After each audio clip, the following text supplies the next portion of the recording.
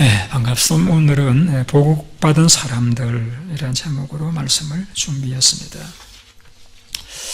제가 이 지역에 목회하면서 간혹 회의차 다른 곳에 가서 다른 곳에서 목사님들과 대화하면서 받는 질문 가운데 한 가지가 뭐냐면은 군인가족들하고 유학생들하고 어떻게 한교회에서 잘 지냅니까? 그래요. 그래서 아무 문제 없이 잘 지냈는데요. 이렇게 이야기한 적이 있습니다. 이 편견이죠. 편견. 우리가 많이 가지는 편견 가운데 보면은 충청도 사람은 느리다. 그런데 안 느린 분들도 많이 계시더라고요. 또 공부를 가난한 사람은 공부를 더 못한다. 그것도 편견. 꼭 이렇게 레슨을 받고 이렇게 공부를 잘하는 것만은 아니고 본인이 얼마나 하려고 하느냐가 중요한 것이죠. 그 외에도 여자는 운전을 잘 못한다. 제가 운전할 때 보면 늘 제 차를 앞질러 가는 사람 보면 다 여자들이더라고요. 다. 이 편견, 이거는 이제 우리가 어떤 견해에 대해서 편향된, 치우친, 잘못된 견해, 그걸 편견이라고 부릅니다.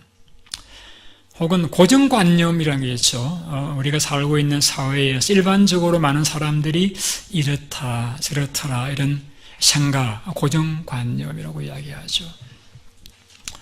혹은 또 선입견, 우리가 사건을 잘 알지도 못하면서 나름대로 이렇게 결론을 내버리는 그런 경우, 잘못된 선입견, 혹은 사람 만나보지도 않고서 이제 나름대로 판단해버리는 거, 잘못된 선입견. 제가 왜 선입견, 편견 이야기를 하느냐 하면은 오늘 본문이 바로 그러한 것을 우리에게 보여주고 있습니다. 예수님께서 고향을 찾아오셨습니다. 얼마나 좋으셨겠어요. 우리가 서울, 한국 고향 가면 얼마나 좋습니까? 그와 같이 주님이 참 좋아서 오셔서, 물론 주님께서 그 마귀의 시험 받으시고 바로 오셨던 건 아니고 가나에 가서 이렇게 혼인잔치에서 물로 포도주를 만드는 기적도 행하시고 이렇게 몇몇 갈릴리 사역을 하신 후에 고향으로 오셨습니다. 몇 달 정도 이렇게 고향을 떠난 그런 이제 시간이 감기겠지만은 아마 예수님께서 이렇게 회당장이 말씀을 전하도록 이렇게 오래한 것을 보면은 예수님이 그 지방에서 이렇게 무시당하는 그러한 분은 아니셨던 것 같아요. 그래서 이제 회당이라고 하면 우리 오늘 교회당과 같은 그런 이제 곳이죠. 모여서 성경 배우고 지도하는 그런 곳인데, 그 회당에 안식일 날 이렇게 갔더니 회당장이 이렇게 말씀을 전하라고 해서 나와서 성경을 펴왔는데, 그 성경 말씀이 이제 앞으로 메시아가 오실 것이다. 우리를 구원할 메시아가 오시게 되면은 모든 죄에 포로된 자가 자유를 얻고 억눌린 자도 자유를 얻게 되어지고, 또 희년, 모든 포로가 자유를 얻고 빚도 다 이렇게 다 해결이 되어지고 하는 그러한 희년을 선언하실 메시아 시대가 될 것이다 라는 이제 말씀이 있는데, 그 말씀을 읽으셨어요. 읽으신 다음에 이렇게 주님이 말씀하시기를, 이 말이 오늘 너희에게 응하였느니라. 무슨 말씀이냐면은 내가 바로 내게 성령을 부으신 것은 이 구약의 메시아의 예언이 나를 통해서 이루어진 것을 나타내는 것이다라고 하는, 더 간단히 말씀드린다라고 하면 내가 바로 메시아다, 내가 바로 그리스도다, 헬라어로 말하면 내가 바로 구세주다, 구약 약속은 구세주다, 이렇게 자신을 밝혔습니다. 그때의 사람들의 반응입니다. 예? 그 중에서는 아니, 저 사람은 그 요셉의 아들이 아니냐. 혹은 이제 마태복음에서는 이 사람은 목수 요셉의 아들이 아니냐. 마가복음에서는 본문을 두고서 그 마리아의 아들이 아니냐. 남편도 결혼하기 전에 그 아이 낳았던 그 마리아의 아들 아니냐. 그 목수라는 직업은 그 사회에서는 천직입니다. 그런 이제 천한 목수 일이나 하는 그 요셉의 늙어망하게 낳은 아들, 그 아들 아니냐. 상당히 예수님을 조롱하고 업신여기는, 조금 전까지는 좀 말씀을 전해달라고 이렇게 세우긴 했지만은 정작 자신이 메시아라고 하니까 사람들이 돌변해가지고 그 요셉의 아들이 아니냐. 업신여기는, 조롱하는 그런 말을 하게 되었습니다. 물론 우리가 성경을 보게 되어지면은 예수님에 대해서 예언한 말씀이 많이 나옵니다. 그 중에 한 가지가 이제 앞으로 예수님이 오시게 되면 구세주 오실 것인 것은 이제 베들레헴, 유대 땅 베들레헴에서 태어날 것이라 하는 그러한 예언이 있었어요. 그러니까 예수님은 베들레헴 사람이 아니고 나사렛 사람인데 여기서 살았는데 메시아라고 하니까 이거 아니다. 또 직업도 천한 목수일이나 한 사람인데 라고 하면서 이렇게 비하하고 조롱하는 말들을 하자 예수님께서 맞다. 선지자가 고향에서는 존대를 받지 못한다. 라고 하시면서 한 두 가지 예를 들어서 말씀을 하시자 이 나사렛 사람들이 분노합니다. 그래서 예수님을 그 마을이 시작되었을 적에 있었던 낭떠러지로 밀고 가서 밀어떨어 죽이려고 예수님을 낭떠러지로 끌고 갑니다. 여러분, 나사렛 사람들은 예수님이 우리를 구원하러 오신 메시아인 것을 우리는 알지만 그들은 전혀 알지를 못했어요. 예수님께서 내가 그 메시아라고 하니까 이것은 신성모독이다. 우리 구약을 보게 되면은 돌로 쳐서 죽여야 될 죄들이 몇 가지 나오는 가운데 그중 한 가지가 뭐냐면은 이적을 행하여서 다른 신을 믿으라고 하는 경우에는 죽이라고 그랬어요. 예수님은 다른 신을 믿으라 한 것도 아닌데 예수님이 메시아라고 하니까 이건 죽일 놈이다 생각해서 예수님을 끌고 낭떠러지로 가서 밀어떨어 죽이려고 시도를 하는 거예요. 자, 한번 따라해 봅시다. 편견이 폭력을 가져온다. 제가 한번 본 영화 가운데 이런 영화가 있어요. 1000번을 불러도라는 영화인데 그 스토리는 어떤 내용인가 하면은 한 여고생이 학교 건물 옥상에 뛰어내려 자살을 합니다. 왜 했는지 아무도 몰라요. 사건은 유야모야 이렇게 되어져 버렸는데 다른 여고생이 참 공부를 잘했는데 한 나쁜 아이들이 그 여고생을 끼워갔다가 이제 성폭행을 당하게 만듭니다. 그리고 그 장면을 비디오로 찍어 놓았다가 이제 그 학생이 여학생에게 너가 가서 몸을 팔아라 혹은 나쁜 짓 하라 이렇게 하면서 말 안 들으면은 이 비디오를 다 공개할 것이다. 이렇게 해서 나중에 그 여학생이 콘으로 몰리다 못해가지고 그 여학생도 앞서 죽은 여학생과 같이 건물 옥상에 뛰어내리려고 올라섰어요. 그런데 그때 그 여학생 담임 선생이 이 학생을 다가갑니다. 이렇게 말합니다. 애야, 너가 성폭행 당한 것은 너가 부끄러워할 일이 아니고 너가 피해본 거야. 너가 그 피해본 것도 억울한데 왜 너가 죽어야 되느냐? 이건 죽을 일이 아니다. 그리고 우리는 너를 믿는다. 우리가 너를 사랑하고 있지 않느냐. 그런 말로 그 여학생이 설득을 해서 이제 그 자살 자리에서 내려오게 하고 사건을 해결해 나가는 그런 스토리입니다. 분명하게 그 여학생은 성폭행을 당했어요.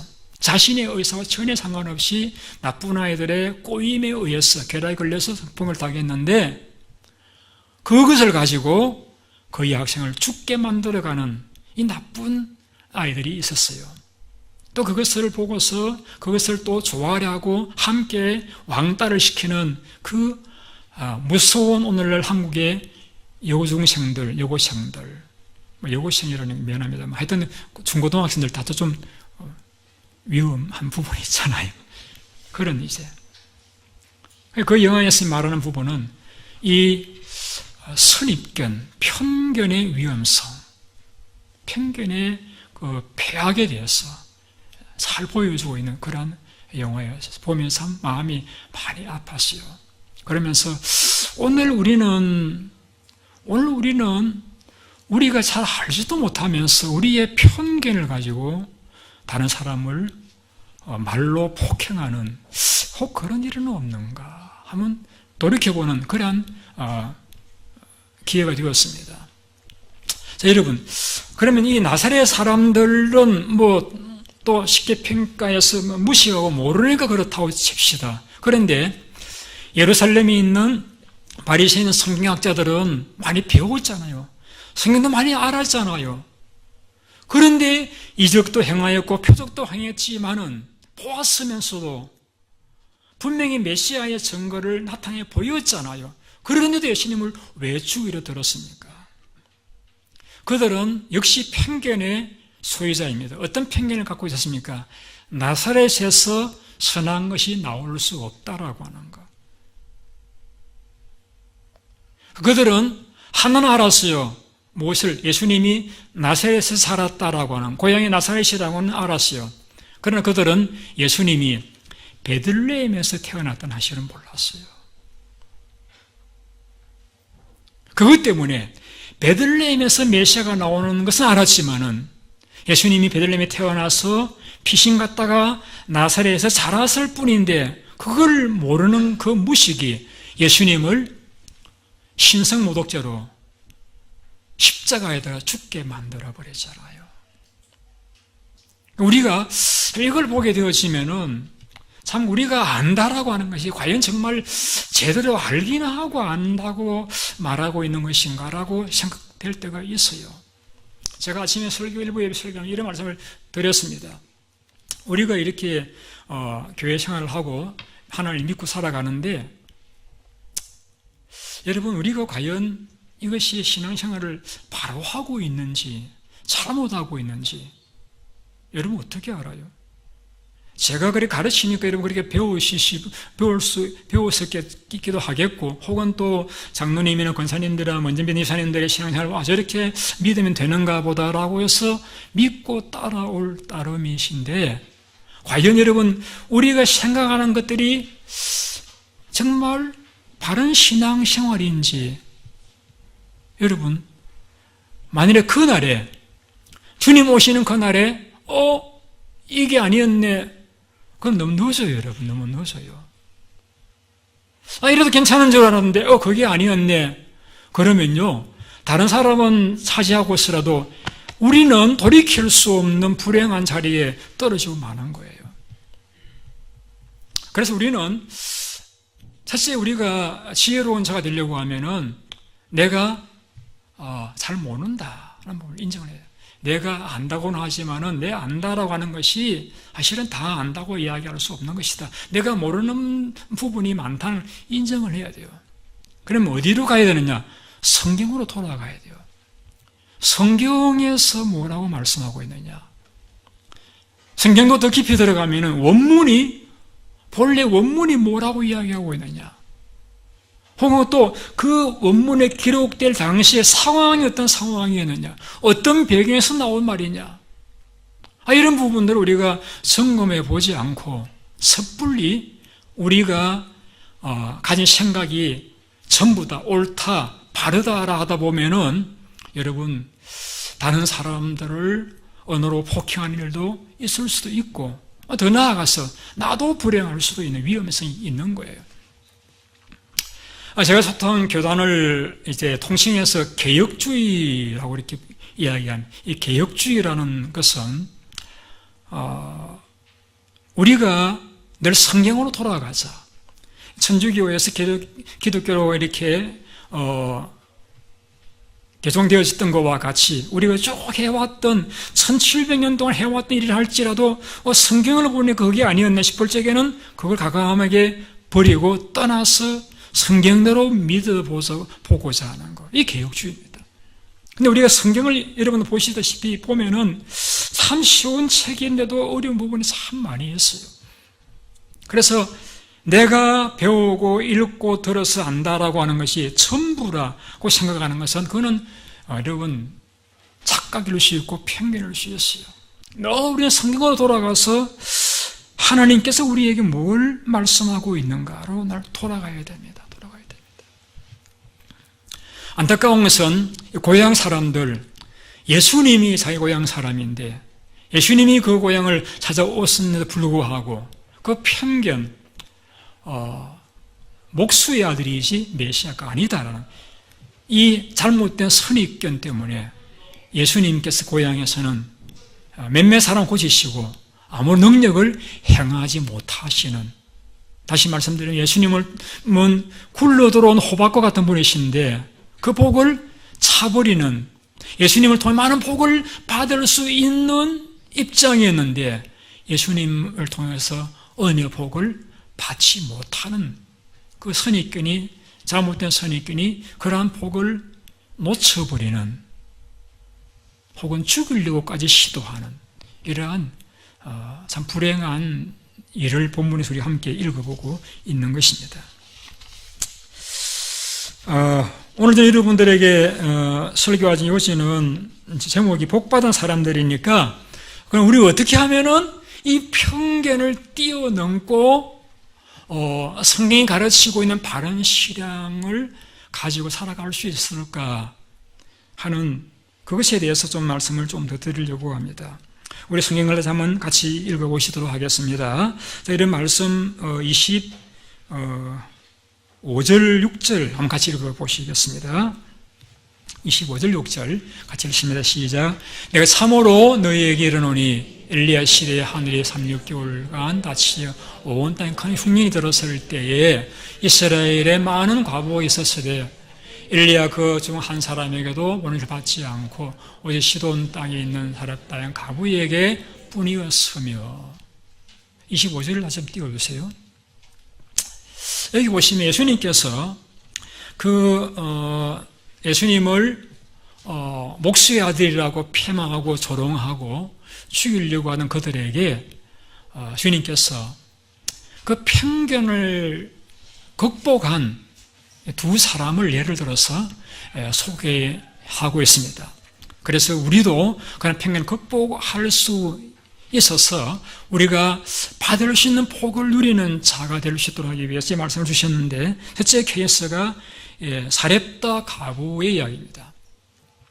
이 사렙다 과부는 시돈 사람입니다. 시돈. 여러분, 시돈이라고 하면은 누구의 고향이냐 하면은 엘리야를 죽이려고 찾아다니는 이세벨 왕비의 고향이에요.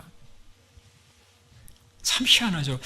엘리야를 죽이겠다고, 죄 없는 엘리야를 죽이겠다고 찾아다니는 그 아합의 왕비 이세벨 고향이 시돈인데, 그 시돈 땅에 사는 한 사렙다 과부가 그 엘리야를 통해서 그 긴 가뭄의 기간 동안 밀가루가 떨어지지 않는 그러한 복을 받아서 생명을 유지하는 그러한 자가 되어졌습니다. 어떻게 가능했을까요? 하나님께서 엘리야에게 지시하십니다. 너는 이 그레 시내가를 떠나서 이제 시돈 땅으로 가라. 내가 과부에게 명령해서 너를 공개하라고 하였느니라 라고 말씀하십니다. 그때 저 같으면은 주님 어디라고 말씀하셨죠? 시돈. 거기에는 나를 지금 잡아주려고 하는 이세벨의 고향 사람들이 있는 곳인데요. 이 조그만 마을에 내가 가서 당연 드러날 텐데 거리로 가라고요? 정말입니까? 이렇게 묻을 만한데 하여튼 이제 엘리야 그런 기사는 없고 엘리야가 하여튼 갔습니다. 아직 그 땅에 가서 그 다음 절 보시죠. 26절 그 마을에 갔더니 그 한 과부가 나무가지를 줍고 있어요. 그러니까 다가가서 아주머니 제게 물 좀 주세요. 3년 가뭄이기 때문에 물도 귀하지만은 이 과부가 물을 가져오기 위해서 가려고 하니까 잠깐만요. 오실 적에 떡도 한 덩이 가져다 주세요. 그러니 과부가 좀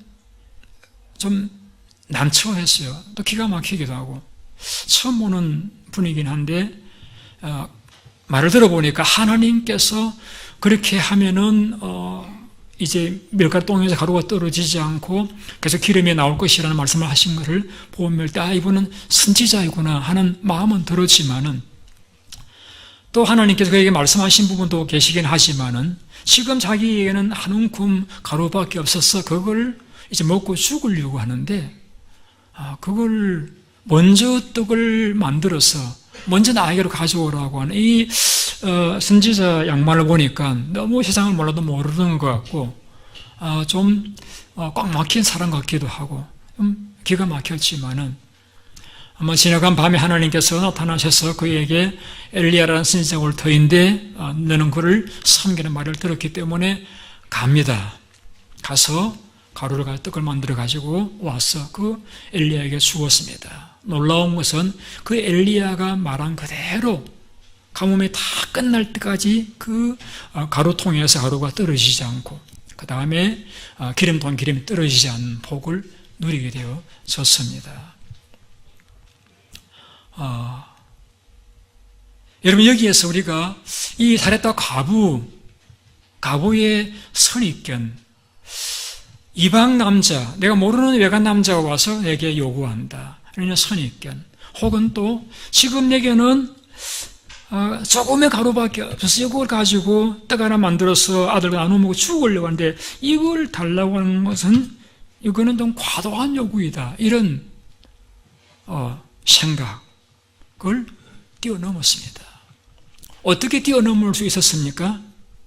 엘리야가 와서 말하기를 그리하면은 너의 그 가루통에서 가루가 계속 있게 되어지고 기름이 흘러나올 것이라고 하는 하나님의 약속의 말씀을 인하여서 또 언제인가는 모르지만 하나님 말씀대로 그날 지나간 밤에 하나님께서 꿈을 통해서 가부에게 엘리야가 올 것이니 그를 섬기라고 하는 말씀을 인하여서 그는 도무지 말도 안 되는 요구이지만 그 요구를 받아들이고 이행하고 준행하게 되어집니다. 그래서 그가 그 복을 누리게 되어지죠.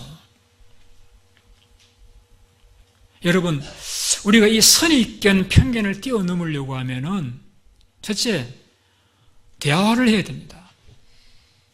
뭐가 선이고 뭐가 후인지, 뭐가 오른쪽이고 뭐가 왼쪽인지를 대화를 통해 사실을 확인을 해야 돼요. 확인도 하지 않고 우리가 쉽게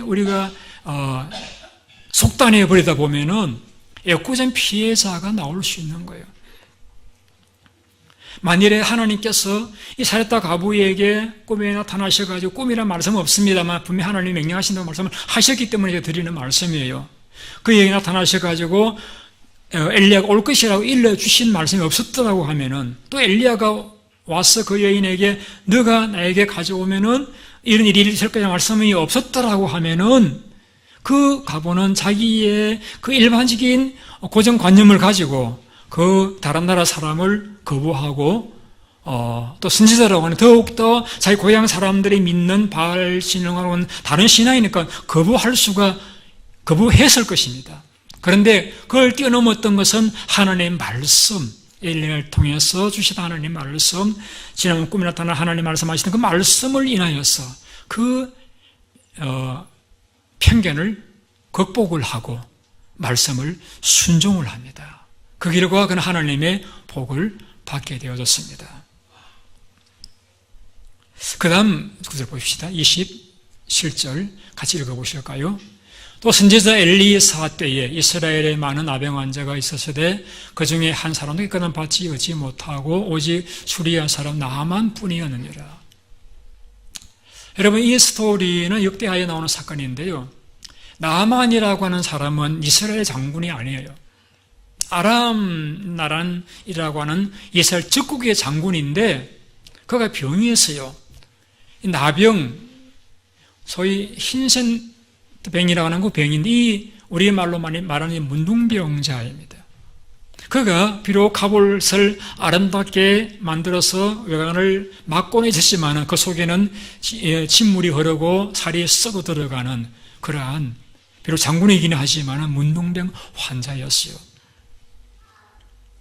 그런데 자기가 전쟁터에 나가서 싸워왔던 한 어린아이를 통해서, 여종을 통해서 소식을 듣습니다. 자기 이스라엘 땅에는 엘리사라는 선지자가 있는데 그에게 가면은 병이 나을 것이다. 그 말을 듣고서 그가 왕에게부터 보고를 하고 많은 예물을 가지고 엘리사를 찾아갑니다. 찾아갔는데 엘리사가 내다보지도 않고 종을 시켜서 주신 메시지는 요단강에가 7번 몸을 물에 모욕을 하고 나면은 살이 회복될 것이라는 메시지였습니다. 그때 이 나만이 분노합니다. 내가 아람의 장군으로서 왕의 편지를 가지고 많은 예물을 가지고 여기까지 왔는데 내다보지도 않고 자기 고향 아바나보다 더러운 요단강에 가서 몸을 씻으라. 내 생각이 같으면은 자기가 나와가지고 나를 영접하고 내 살 위에 손을 얹고 안수기도 해서 나를 낫게 해줄 줄 알았는데, 아니, 내다보지도 않고 저 누추한 흙탕물이 흐르는 요단강에 가서 몸을 씻으라. 분노했습니다. 그래서 분노해서 돌아가려고 하니까 그 종들이, 아니 주인님, 아니 지금 주인님 입장에서는 설사 어떤 더러운 물에 들어가서 모욕을 하라고 한들 나을 수만 있다고 하면 못할 것이 무엇이 있겠죠. 그런데 하물며 강물에 가서 몸을 씻어야 하시는데 왜 그러십니까? 그 말에 돌이켜서 강물에 가서 7번 몸을 씻습니다. 갑옷을 다 벗고 몸을 씻고 나니까 그 살이 어린아이 살과 같이 깨끗하게 되었다라고 했습니다. 자, 여기에서 이 스토리에서도 이 나아만은 몇 가지 편견을 뛰어넘습니다. 내 생각에는 내가 왔으면은 그가 와서 내 환부 위에 손을 얹고 기도해 줄 줄 알았다라는 내 생각을 그가 뛰어넘습니다. 또 그 종들이 하는 그 말을 듣고서 종들이 이렇게 이야기할 수도 있을 수 있지 않겠어요? 아니 주인님, 맞아요. 아니 이렇게 괘씸한 선지자가 있나? 아니 설사 장군님이 죽더라도 자존심은 지켜야 돼요. 사나이 자존심, 그거 빼면은 뭘 믿고 살아요? 갑시다. 이렇게 함께 동조할 수도 있을 텐데 그 종들이 하는 말을 들었을 적에 주인님, 지금 아니 병 고치러 왔는데 다른 건 요구하는 것도 아니고 몸을 씻으라는데 그거 못할 게 뭐가, 왜 화를 내십니까? 그때에 이 나만이 마음의 울분을 가라앉히고 옷을 벗고 몸을 씻을 적에 회복이 되었잖아요. 그때 조금 전에 했던 나만의 말, 내 생각에는, 내 생각. 자, 우리가 생각은 다 자유예요. 어떤 일이 있을 적에 어떻게 생각하는 다 자유예요. 그러나 내 생각이 여러분 다 옳은 건 아니에요. 옳은 것은 무엇입니까? 하나님의 생각밖에 없습니다. 하나님 말씀하십니다. 내 생각은 너희 생각보다 높도다라고 했습니다. 하늘 땅의 높음과 같이 내 생각 높도다라고 했습니다. 우리가 하나님의 계획과 섭리와 생각을 우리 다 알 수가 없어요. 그렇다라고 하면 우리는 늘 하나님 앞에 나올 적에는 내 생각을 다 버리고 세상의 모든 통념도 버리고 가치관도 버리고 성경이 뭐라고 말씀하고 있느냐, 하나님 우리에게 뭐라고 말씀하고 있냐로 돌아와야 됩니다. 그래서 지금까지 내 생각이 옳았다 할지라도 성경에서 아니라고 하면은 중단할 수 있는, 지금까지 해왔던 일이랄지라도 성경에서 하지 말라면 중단할 수 있고, 또 하지 않았던 일이라도 성경에서 하라고 하면은 순종할 수 있는 그런 마인드가 있으면은 이 나아만 같이 복을 받을 수가 있는 것입니다. 여러분, 나만이 문둥병자인데 제일 어려운 일이 무엇이겠습니까? 옷을 벗는 것입니다. 옷을 벗는 것. 왜? 벗으면은 다른 남자들이야 이제 근육질이 나타나겠지만은 자기의 그 더러운 흉한 흉측한 그 병세가 드러나잖아요. 그런데 그 제일 어려운 것을 엘리사가 하라고 시킨 거예요. 옷을 벗고 몸을 물에 담그라. 순종하기 어렵죠. 여러분, 하나님 말씀 순종하기 쉬운 말씀들이 있으시던가요? 다 어렵잖아요. 다 어려워요. 그런데 순종하잖아요. 제가 말씀드렸던 그 영화에서 그 자매는 고백합니다.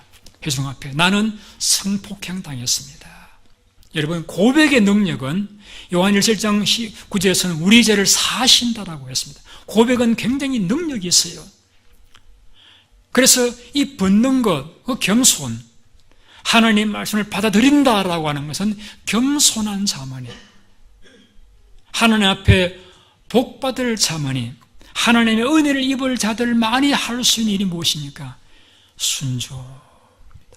겸손이죠. 제가 이 본문을 이제 보면서 하나님께서 어떤 딱 마인드를 생각을 주시는가 하면은, 참 희한하다. 이스라엘 땅에도 가보가 참 많이 있었을 터인데, 하나님께서 엘리야에게 이야기했잖아요. 너 외에도 무릎 꿇지 않은 7,000명을 남겨두었다라고 했는데, 7,000명 가운데 과부가 없겠어요? 있을 수 있잖아요. 그런데 그 많은 이스라엘 땅의 과부를 남겨두고서 그 이방 땅에 있는 사렙다의 과부에게 하나님이 그의 사랑하는 종을 보내어서 그 가정의 생계를 책임지게 하시잖아요. 그걸 보면서 하나님께서는 사렙다에 있든지 시돈 땅에 있든지 어디에 있든지 하나님 말씀이라고 하면은 순종하겠다라고 하는 그 믿음이 있는 사람에게는 하나님께서 은혜를 베풀어 주시구나 하는 사실을 깨달았습니다. 성경에 그런 말씀이 있죠. 하나님은 원산을 두루 다니시다가 전심으로 자기를 향하는 자에게 능력을 베푸신다라고요. 하나님은 원천을 다해보시다가 누구에게 은혜를 주실까 보시다가 그 마음속에 하나님 말씀이라고 하면 순종하겠다고 하는 그 가렙 과부에게, 비록 그가 적국의 땅이 있고 위험한 땅에 있긴 하지만은 죽을 지경에 처한 형편이지만은 사랑하는 종을 보내어서 그에게 은혜를 베풀어 주시잖아요. 참 여러분, 우리가 교회에서 보배는 믿음이 보배입니다. 하나님 능력은 믿음을 통해서 우리에게 흘러 들어오잖아요. 근데 그 믿음이라고 하는 것은 제가 지난주에 설교드렸죠. 거짓된 신뢰는 어떤 경우냐면은 내가 기도해보고 응답되면은 하나님 계신다. 내가 뛰어내려 보았는데 하나님이 받들어 주시면은 하나님 계신다. 내가 사업을 해봤는데 잘 되면은 하나님 계신다. 이런, 내가 시험해보고 결과 잘 나오면은 하나님 믿겠다. 이건 거짓된 신뢰입니다. 잘못된 신앙이에요. 성경에 다른 신앙은 어떤 신앙이냐면은 말씀에서 뭐라고 했느냐? 하나님 시험하지 말라고 했다? 그러면 안 한다. 하나님께서 옷을 벗으라고 했다? 그럼 벗는 거예요. 부끄러우면 벗는 거예요. 하나님 가라고 하시면은 엘리야서는 적국이라도 가는 거예요. 하나님 하시라고 했으면은 내가 먹고 죽을 한 마지막 남은 식량 떡 한 조각이지만은 하나님 말씀하시니까 믿고 드리는 거예요. 그때 경험되어지는 것이 축복입니다. 이게 바른 신앙이에요. 말씀을 따라 내 생각을 적고 순종함으로 경험되어지는 하나님의 역사, 이게 바른 신앙의 코스예요. 경험해보고 시험해보고 그걸 보고 하나님 믿겠다, 이건 거짓된 신앙이에요. 오늘 우리는 성경에서 뭐라고 말씀하고 있느냐, 하나님이 나에게 뭐라고 말씀하시느냐에 따라서 내가 상황 여부를 떠나서 순종하는 것, 이것이 하나님의 은혜를 받을 수 있는, 복을 누릴 수 있는, 또 편견을 뛰어넘을 수 있는 그러한 길임을 여러분들이 기억하시면 참 좋겠습니다.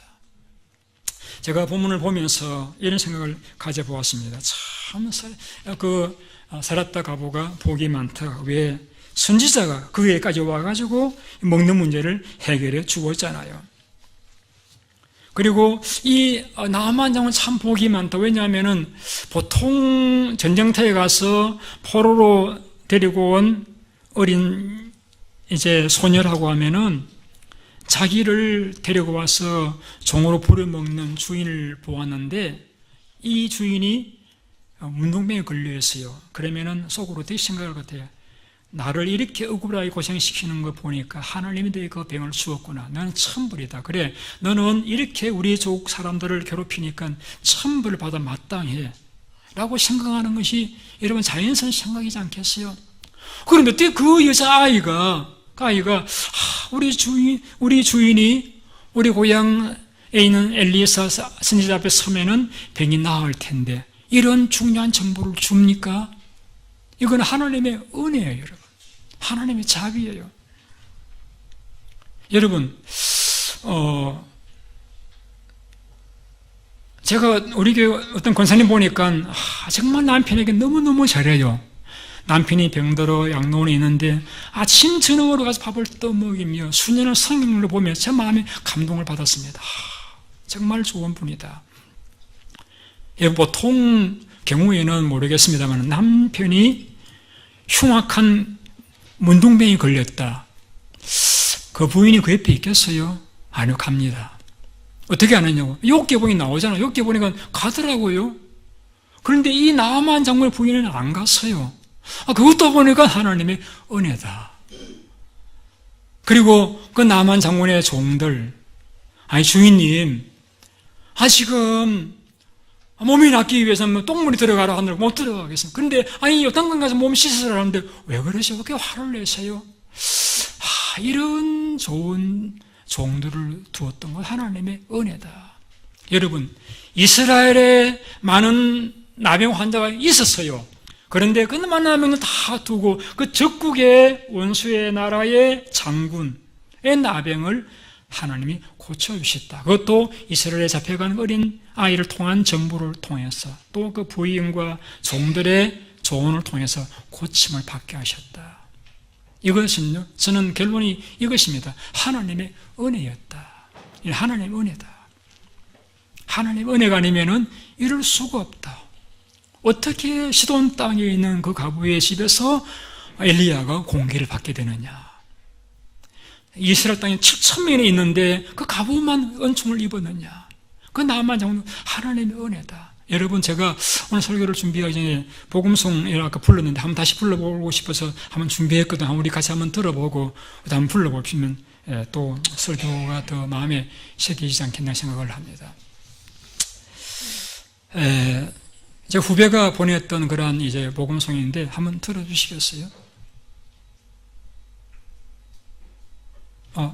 동영상은 안 나옵니까?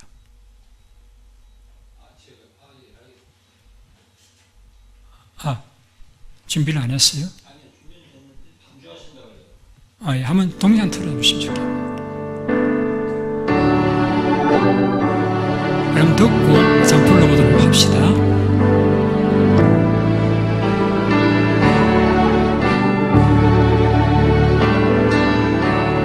은혜 아니면 살아갈 수가 없네. 호흡마저도 다 주의 것이니 세상 평안과 위로 내게 없어도 예수, 오직 예수뿐이네. 은혜 아니면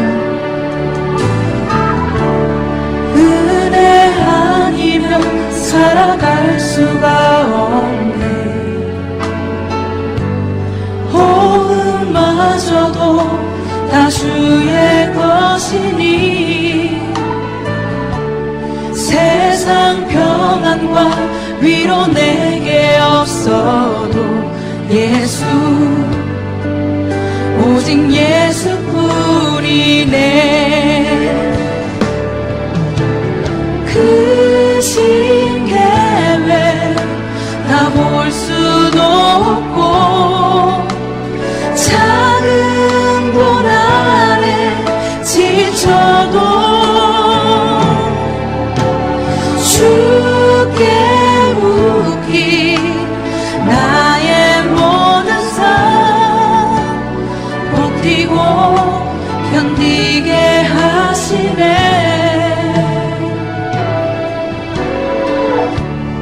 은혜 아니면 살아갈 수가 없네. 나의 모든 것 다 주께 맡기니 참된 평안과 위로 내게 주신 주 예수 오직 예수뿐이네.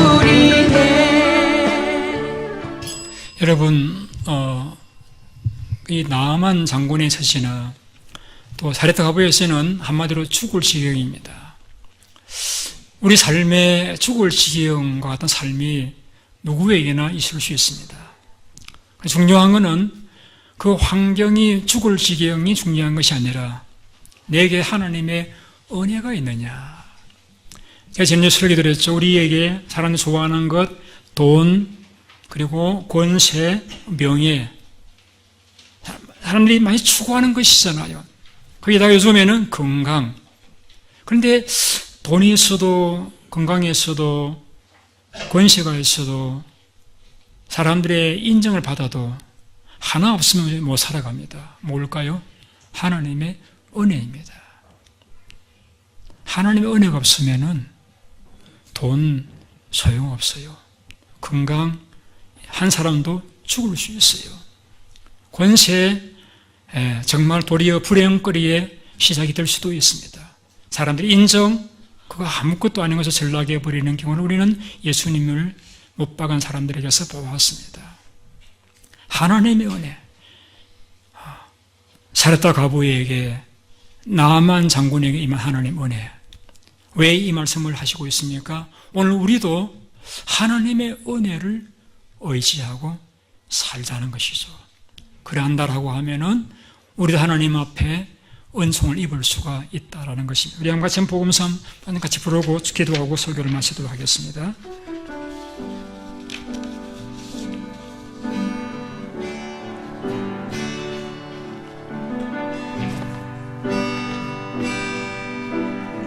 네, 김 이사님 시작해 주시죠. 은혜 아니면 살아갈 수가 없네. 혼마저도 다 주의 것이니 세상 평안과 위로 내게 없어도 예수 오직 예수뿐이네. 가사 생각하시면서요. 은혜 아니면 살아갈 수가 없네. 혼마저도 다 주의 것이니 세상 평안과 위로 내게 없어도 예수 오직 예수뿐이네.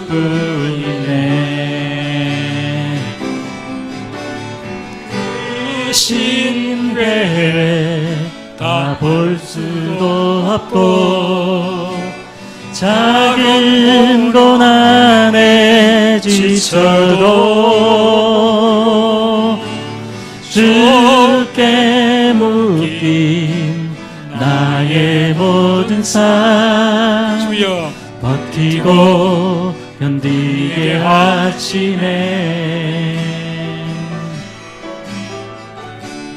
은혜 아니면 살아갈 수가 없네. 나의 모든 것 다 주께 맡기니 참된 평안과 위로 내게 주시기 예수 오직 예수뿐. 다시 한번 고백합시다. 그 심계획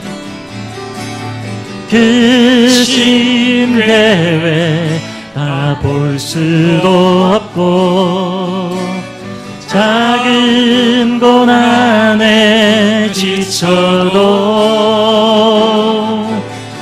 주께 묶인 나의 모든 삶 버티고 견디게 하시네.